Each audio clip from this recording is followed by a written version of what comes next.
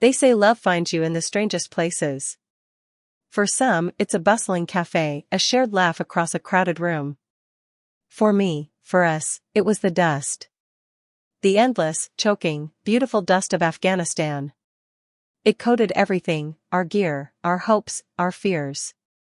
And it was there, amidst the chaos and the quiet dread, that I found the only thing that truly mattered. Before the convoy left, I thought I knew what courage was. I thought I understood sacrifice. But I hadn't known the heart-wrenching, soul-shattering courage of loving someone when every sunrise brings the fear of a permanent sunset. This isn't a story about war, not really. It's a story about a heartbeat, clinging to another, in a world determined to tear them apart. A story about a whisper that echoed louder than any gunshot. A story about a promise made under an unforgiving sky, and the agonizing question, would that promise ever see the light of home? To receive our videos regularly, you know what to do. Subscribe to this channel, like and share this video, thank you. He was just another new face, another set of wary eyes in a sea of them. Specialist Ethan Riley. Tall, with a smile that crinkled at the corners, even when it barely reached his eyes. I was Sergeant Anya Sharma, medic. Hardened, I thought. Practical. I'd seen too much to believe in fairy tales, especially in this godforsaken country. But then he looked at me. Really looked at me. And something shifted.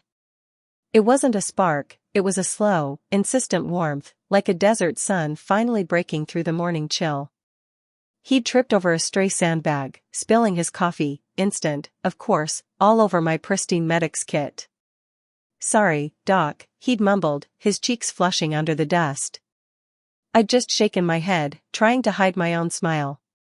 But that was it. The first flicker. The moment before everything changed. We started with easy jokes in the mess tent, trading stories about home, about the impossible dream of a decent burger. Then it was stolen glances during briefings, a quick, reassuring nod across the crowded compound.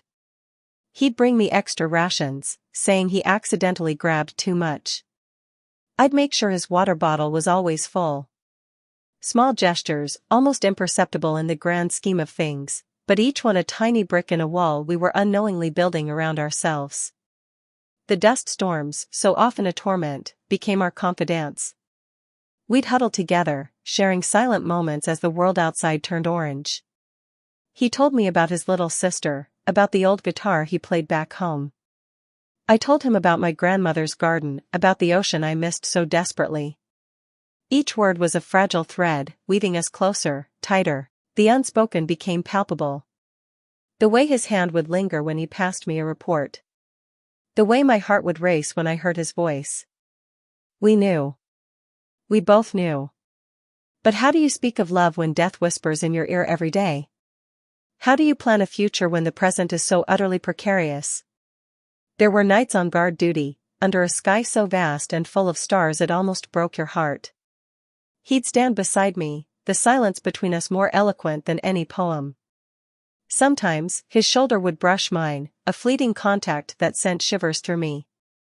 I remember one night, the air was still, thick with the scent of dry earth and distant cooking fires. He just said, Anya, and the way he said my name, it wasn't a question, it was a declaration. A promise. And I felt it, deep in my bones. Then the missions grew more frequent, more dangerous. The convoys were hit. The reports came back grim. The air in the compound grew heavier, charged with a new kind of tension. We started looking at each other differently, a silent plea in our eyes, please, stay safe. Please, come back. Every time his team rolled out, a cold knot formed in my stomach.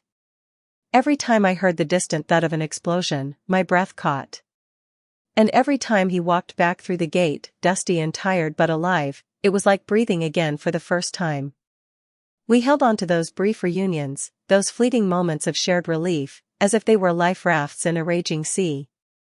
One evening, after a particularly close call, he found me by the medical tent, staring out at the endless desert. The sun was setting, painting the sky in violent streaks of crimson and gold.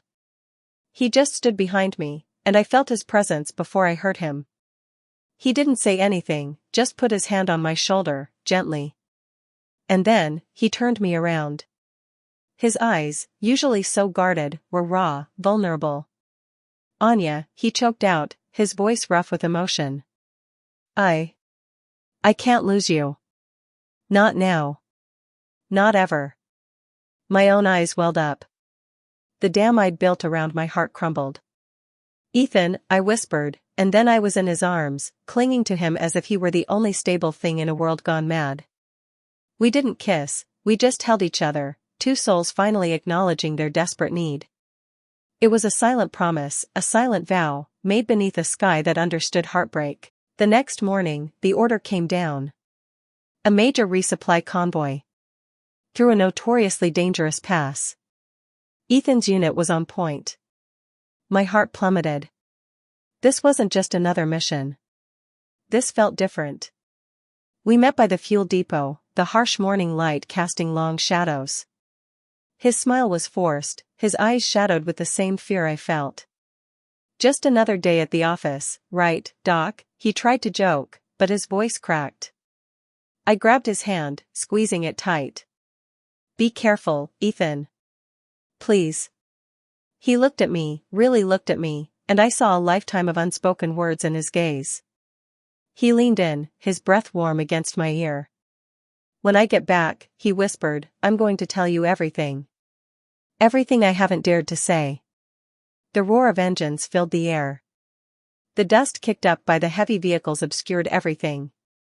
I stood by the perimeter fence, my hand pressed against the wire, watching his Humvee. He was in the passenger seat, his helmet on, his rifle by his side.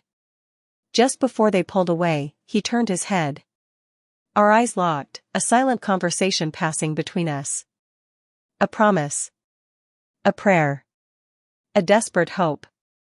He gave me a quick, almost imperceptible nod. Then, the convoy moved. Slowly at first, then picking up speed, disappearing into the shimmering heat haze of the desert. Leaving me with nothing but the dust, the fading roar, and the agonizing echo of his unspoken words. Days turned into an eternity.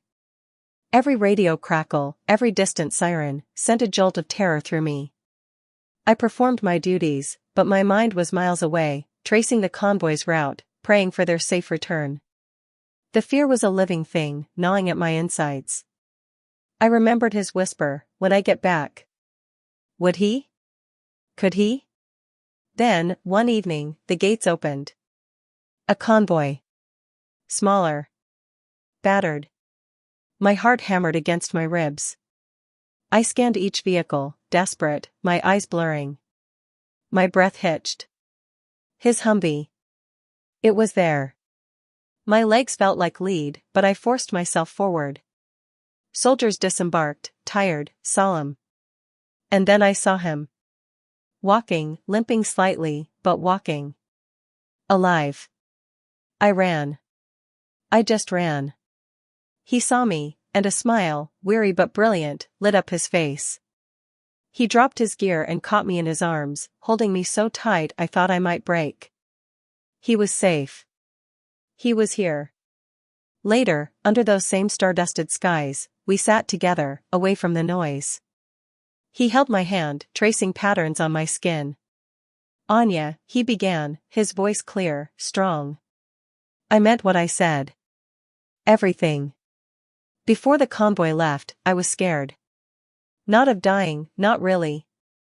But of never getting to tell you, never getting to show you. He paused, looking into my eyes, and this time, there was no hesitation, no fear. "I love you, Anya. I want to build a life with you. Away from all of this.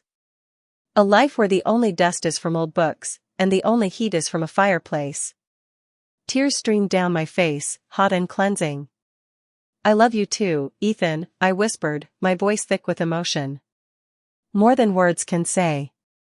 And in that moment, under the vast, silent gaze of Afghanistan, our future, a fragile, precious thing, began to bloom. The convoy had left, and it had returned. And with it, a love that would defy all odds, a love forged in the fires of war, destined to last a lifetime.